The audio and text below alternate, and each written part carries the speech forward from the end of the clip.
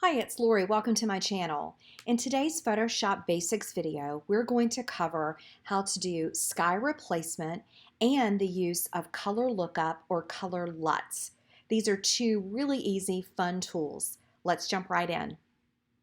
So I brought this image into Photoshop. You'll see the background layer, and then I duplicated that layer just so I have another copy of it so that I have the original in case I need it. So the first thing you're going to do to work on changing the sky in this image is go to Edit, Sky Replacement. Now you do need to be on a layer in order for this to show up. So if for some reason you can't see or click on Sky Replacement, just make sure that you are on an active layer. So we're going to click on Sky Replacement, and now we're going to come over and you've got just tons of options. So it's going to take just a minute to load. And you can see you're going to have within the program blue skies, spectacular sunsets. You can also add a sky. So if you have sky images that you've saved or you've purchased, you can actually import those and they will be listed here in your menu. So what I'm going to do is actually start and looking at blue skies, and we can also enlarge this so that we can see it a little bit better. And for this scene, I want to add probably some clouds, but I don't want it too dramatic. So you can also move this over.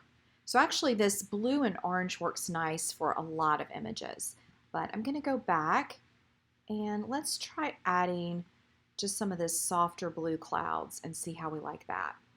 That looks pretty nice. It looks really natural, and the light is what you're looking at. So you want to make sure that the sky you select matches some of the light that's in your scene. Now what we can do is you can shift the edge if for some reason you needed to align it differently. You can also change the brightness of the sky. So if you need the sky to be brighter or darker based on your scene, you can adjust that as well. You can also modify the temperature. So we can make it bluer and we can make it more warm if we need to. So you can bring that over, which are nice features to be able to add. You can also scale it. So if you want it larger, and then there's some foreground adjustments. So that is working on the foreground of the sky. I usually don't change those, but you could play with it if you wanted to. So once you're done and you've made your selection, you can output it to a new layer, click OK, and the beauty is you now have this sky replacement group. And you can see you've got all the layers in this group that Photoshop created for you. Now, if you want to blend this sky replacement with your original image, which is underneath, you can go in and change your opacity. So we could bring it down, change that opacity, which is going to need to make sure we're on the sky group and change the opacity. And you can see it's getting rid of it. But we could also bring it back. Maybe we only want it at about 70% strength or even 80%. So you do have that option if you want to modify it. So sky replacement is an incredible tool. If you zoom in, you'll notice it does an excellent job of filling in around the image, and it's really hard to tell that a sky was replaced. So if we turn this section off and on, you can see what a difference it's made to our image, and it didn't impact the image in any other way. So sky replacement is a really easy tool to use here in Photoshop.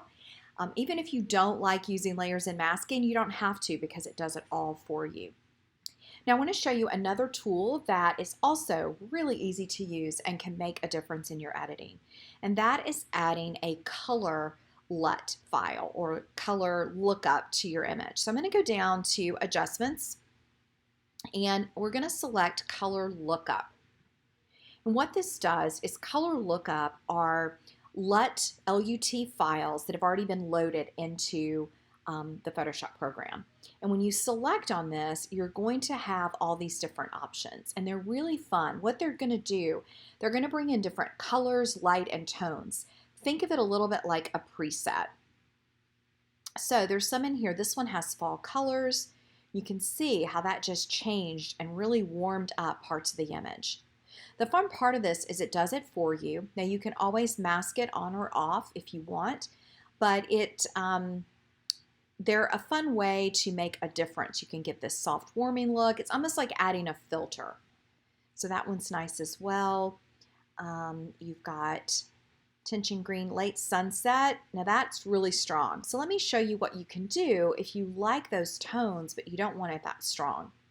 So you can come over to your blend mode, and you could change your blend mode, maybe to soft light, and then you could reduce the opacity. So we could bring that down so that it's just giving us a little bit of that warmth of sunset that we're looking for. So that's one way. Now, if you decide you don't look like that, all you have to do is double click on this box where your adjustment was, and you can go back in and change it. So we could pick something else. We could try one of these Fuji ones, which are kind of bright. I think, let's try the Edgy Amber. Ooh, that one's kind of nice. Now remember, our opacity is still at 54%, so we can change that. But I really think I like this fall colors the best. And I'm going to go ahead and take it back to normal, and I'm going to raise the opacity on this one. All right, so that is using a color lookup. Again, you go to Adjustments, Color Lookup, and it's just a fun way to add a filter, add some details, a little bit of color and tones in your image.